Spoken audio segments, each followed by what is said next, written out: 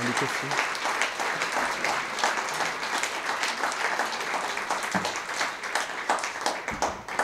Alors, je prends encore la parole juste pour donner quelques titres de livres qui sont dans la librairie ici. Comme je l'ai dit, ne les mettez pas sur la table de monsieur, mais voilà, avec les petites indications. Et puis, je réponds volontiers aux questions. S'il y a quelques questions, j'y réponds. Alors, je vais commencer par là où j'ai fini. Je présente un petit bouquin de Anselm Grün qui s'appelle « Les 8 secrets du bonheur ». J'aime beaucoup Anselm Grün. En fait, c'est un moine bavarois. Mais, d'abord, si vous voyez une photo, vous avez juste envie d'aller discuter avec lui, chez lui. Bon, là, pas sur celui-là, mais sur d'autres livres, on voit sa photo. Anselm Grün parle des 8 secrets du bonheur pour le couple, mais aussi, c'est lui qui donne beaucoup de conseils pour la vie de célibataire ou solobataire. Et j'ai envie de dire que même dans ces livres pour les solobataires, il y a des conseils que je peux prendre pour moi. Et puis il a écrit d'autres trucs franchement géniaux. J'ai dévoré un bouquin de ce moine sur le management. Oui. Donc il n'est pas dans la librairie, mais je pense qu'on peut le commander. Sinon, les 8 secrets du bonheur. Ici, je présente un petit roman de Nancy Descorvées, Amour en cendres. Nancy, c'est une personne extraordinaire qui a écrit avec son mari Philippe de Corvée, pasteur, de nombreux livres sur le couple, la prière en couple, etc. Elle a un style absolument délicieux. Ça, c'est un roman. Alors, je ne l'ai pas lu, mais j'aimerais dire que, voilà, Nancy, elle nous introduit à un monde en même temps romantique, délicieux et très réaliste, parce qu'elle a fait des études de médiatrice familiale, etc. Puis, un petit bouquin que vous connaissez tous, Les langages de l'amour, de Gary Chapman. J'allais dire, même dans des milieux non-croyants, on se l'arrache. Les 5 langages de l'amour, je ne vous fais même pas l'injure de redire quels ils sont, mais si vous ne le savez pas, alors vous achetez le bouquin. Voilà, ici vous avez Reconstruire après une trahison. Alors c'est Gary et Moina Shriver. C'est un très bon bouquin, j'ai beaucoup aimé parce que je trouve qu'il donne vraiment les clés d'une reconstruction. Et pour moi, c'est du tout solide. Même pour des gens qui ne sont pas allés aussi loin que ça, dans le sens de la trahison, de l'infidélité, etc., je pense que ça nous aide à comprendre au fond le chemin du pardon. Et puis le dernier bouquin, c'est Eric Emmanuel Schmitt. Voilà, il y a les fans de Schmitt et puis quand un bouquin de Schmitt sort, on le prend pas, on aime ou on n'aime pas. Mais celui-ci est vraiment très beau. C'est La nuit de feu. Et il raconte en fait son aventure dans le désert qui lui a permis de rencontrer Dieu, alors qu'il était vraiment complètement athée ou agnostique. Et j'aime ce livre, il est tout simple, il est beau, il parle de lui, mais c'est très profond. Et puis j'aime aussi l'idée que c'est une nuit de feu, parce qu'il y a un feu qui s'est allumé pour lui dans son cœur quand il a découvert ce Dieu extraordinaire qu'il continue à servir. Voilà, alors j'aimerais juste répondre à quelques questions. Évidemment, le temps est pas très large pour le faire, mais je pense que ce sont des questions importantes, intéressantes. Alors, quelqu'un me demande qu'est-ce qu'un solobataire. Alors, je réponds juste, un solobataire, c'est un néologisme qui a été créé, donc un nouveau mot qui a été créé par Cosette Fébricy, qui est une dame, une psychologue, une sociologue qui travaille dans l'équipe de Jacques Poujol. Elle a créé ce néologisme pour désigner des personnes seules, alors célibataires, veufs, veuves, séparés, divorcés. Voilà. Donc les solobataires, j'aimerais juste dire, j'ai ça très à cœur, la condition des solobataires, parce que d'abord, il y en a beaucoup dans notre société, beaucoup, beaucoup, beaucoup. Et puis deuxièmement, parce que ce n'est pas juste une moitié de personnes. Vous savez, des fois, on les considère plus ou pas parce qu'ils ne sont pas en couple. Et c'est fort dommage. Encore une fois, vous avez entendu à la fin de la conférence que je crois beaucoup à l'action et à l'amour des célibataires. Alors, la question, est-ce qu'un homme marié peut-il aimer 2 femmes? Oui, tout à fait. Et d'ailleurs, quelquefois, une femme peut aimer 2 hommes. Hein. C'est un peu plus difficile, mais ça arrive aussi. J'aimerais dire que j'ai des personnes comme ça dans mon cabinet qui viennent et qui disent « Ok, j'aime 2 femmes. Je fais quoi ?» Alors, en l'occurrence, il faut toujours dire que l'amour qu'il porte pour les 2 femmes n'est pas le même, évidemment. L'amour qu'il a pour, j'allais dire, sa femme légitime, en général, est empreint de l'atmosphère de la maison, du fait que madame le reçoit, lui fait à manger, lui fait peut-être son linge.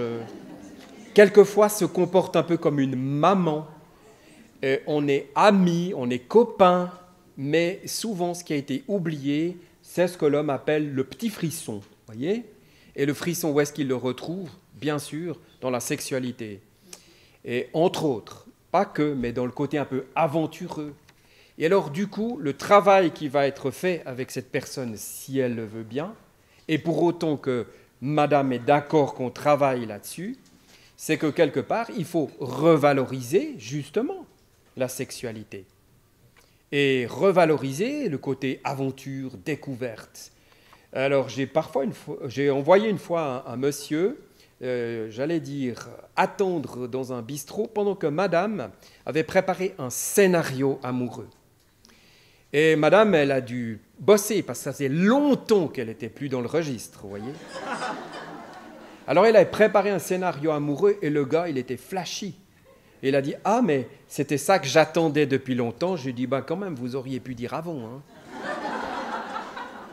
Parce que c'est bien joli d'aller le prendre avec quelqu'un d'autre. Alors, du coup, l'amour, oui, se développe, mais vous comprenez, ce n'est pas le même amour. Donc, je manque un petit peu de temps pour dire plus, mais ce n'est pas irrémédiable, parce qu'on parle de l'amour, mais en l'occurrence, l'amour, il a d'innombrables connotations. J'ai un autre PowerPoint qui montre les couleurs de l'amour. Vous savez, tendresse, attachement, fierté, complicité, etc. Le lien, etc., etc. Donc l'amour a plusieurs couleurs. La question suivante, on dit parfois « les enfants sont des tue-amours ». Qu'en pensez-vous? Comment transformer son couple avec l'arrivée d'un enfant? C'est de très bonnes questions. Là, on a ce qu'on appelle le premier pic de la conjugalité. Hein. Le couple en ramasse un méchant coup. En même temps, il y a un très bon coup parce qu'il y a l'enfant qui est là, et un méchant coup parce que son couple va souffrir. Donc il faut une préparation. Quelquefois, les gens ne se préparent pas et c'est difficile après. Et puis bien sûr, tout au long, évidemment, de la vie de couple et de famille, il y a des parents qui oublient qu'ils sont couple. Alors c'est tout pour les enfants aujourd'hui. Il faut que le petit chéri ait le dernier câlin au bon moment, puis après crever, la maman s'écroule, et puis le mari qui est là en train de dire « Eh oh chéri !» ou le contraire. Et donc par rapport à ça, comment redonner de l'espace à des couples qui ont leurs enfants? Alors moi je dis, ça commence par organiser un service de babysitting. Et là, des fois, vous avez des parents qui réagissent en disant « Mais comprenez, on ne peut pas confier nos enfants à des babysitters. Mon Dieu, mais qu'est-ce qu'il va faire? Elle va laisser tomber mon bébé. » Bien sûr, je vous comprends, madame. Nous, on en a aussi eu 3 et on a eu plein de babysitters. Alors, de temps en temps, c'était un peu difficile de lâcher nos enfants. La dernière fois qu'on avait une babysitter, on a retrouvé la babysitter à minuit avec sa mère dans notre salon. Et on a dit, mais pourquoi t'es là? Enfin, parce qu'on connaissait la mère. Elle dit, parce que c'est ma fille qui m'a appelé. Pourquoi? Parce que tes enfants, ils ont été horribles. Donc, on a compris que c'était la fin des babysitters. Voilà. Une fin arrive toujours. Voilà. Donc, rassurez-vous, on n'a pas les babysitters pour toujours. Que dire sur le bon début d'une vie de couple? À l'essai avant l'engagement du mariage. Haha, grande conférence pour le prochain petit déjeuner contact. Aujourd'hui, vous savez, vous pouvez dire tout ce que vous voulez, mais les jeunes, ils ne nous demandent pas notre avis. Ils font des mariages à l'essai, Moi, quand j'ai marié des gens autrefois, ils sortaient de chez papa et maman, avec encore du lait derrière les oreilles, peut-être. Mais voilà. Tandis qu'aujourd'hui, oh là là, mon Dieu. Donc, si vous voulez, on est embarrassé parce qu'on peut avoir, j'allais dire, une approche qui est idéale, hein, n'est-ce pas? Chacun sort de chez lui et puis évolue dans un nouveau couple et puis il n'y a pas de mariage à l'essai. Mais les jeunes, ils ne nous attendent pas. Souvent, ils savent la théorie, mais ils nous précèdent d'une longueur ou de 3 longueurs et on cavale derrière en tant que parents. Donc c'est difficile, c'est un problème d'éthique, c'est un problème aussi de relation. Parce que qu'est-ce qu'on va faire? Est-ce qu'on va plutôt maintenir la relation ou bien se prononcer contre un truc qu'on n'aime pas par essence, hein, mariage à l'essai? Non. Et on risque de casser la relation. Vous voyez, c'est un équilibre difficile que je pense que beaucoup de parents aujourd'hui connaissent. Du coup, une nouvelle conférence. Non, c'est une blague, excuse-moi, Vérène. J'ai une concurrente de taille, le PC de mon mari. Il passe tout son temps libre devant l'ordinateur, que faire? Oui, je l'ai dit, c'est vraiment un amant, une amante, le PC. Et en l'occurrence, il faudrait savoir pourquoi. Qu'est-ce qui se passe? Est-ce que le mari est addict, comme on dit? Oui, peut-être il est addict. À ce moment-là, il faut le traiter comme une dépendance. Parce que vraiment, il y a des gens qui sont maintenant devenus dépendants. Maintenant, c'est peut-être juste un refuge. Il y a un langage. Si ça se passe comme ça, c'est un langage. Et ça veut dire que quelque part, il y a quelque chose qui ne se passe pas bien dans le couple. Ça ne sert à rien d'accuser le mari ou que la femme s'accuse. Il ne faut pas dire « Oh, je suis insuffisante ». Au contraire, il faut repartir à l'assaut. Alors, mesdames, si vous avez un mari comme ça, cherchez la faille. Il y en a toujours une. Parce que quelque part, il faut voir ce qu'il regarde sur son PC aussi. Il ne faut pas aller regarder pendant qu'il n'est pas là, vous savez, en ayant imité son mot de passe, mais plutôt lui dire « Mais écoute, qu'est-ce que tu cherches dans ton PC? Est-ce qu'il y a quelque chose que tu cherches que nous pourrions retrouver dans notre couple ?» Ça serait pas mal. Et là, oui, c'est vrai, concurrent, d'accord, mais ne partez pas battus, parce qu'il y a moyen de revenir en arrière. Alors, j'explique vite quelque chose comme ça. C'est peut-être un petit peu plus complexe, mais vous comprenez que ce n'est pas forcément de la dépendance, c'est quelquefois un indicateur. C'est ce que j'appelle, moi, un signal. Ça fait tamp, tamp, tamp, tamp, et là, il faut faire quelque chose. Ça ne sert à rien de donner un coup de marteau sur le signal, vous voyez? Ça serait dommage. Dernière question, recevez-vous aussi des couples homosexuels?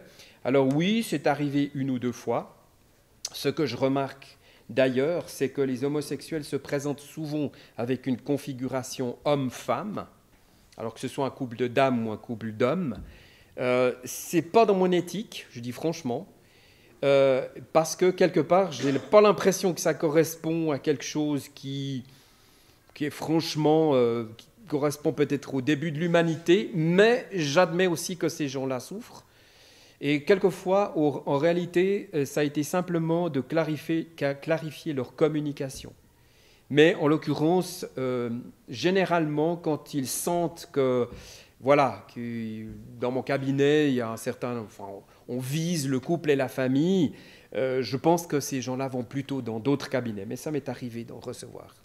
Donc voilà, pour les aider, pour aussi leur offrir une ligne de compassion. Je dirais quelquefois qu'il y a des couples homosexuels qui sont restés au côté amitié, c'est-à-dire ils ne sont pas entrés dans une véritable forme de couple avec tout ce que ça implique au niveau de la sexualité, etc. Mais ceci leur appartient et je n'aimerais pas me prononcer plus loin sur cette question. Voilà. J'espère que je n'ai choqué personne. Pardonnez-moi si je vous ai bousculé ce matin. Je sais que j'ai un langage un peu franc, très terre-à-terre. Je me sens des fois un peu une âme d'agriculteur ou de garagiste. Alors, vous voyez, on n'est pas dans la dentelle ni dans la psychologie. Encore une fois, merci de votre attention.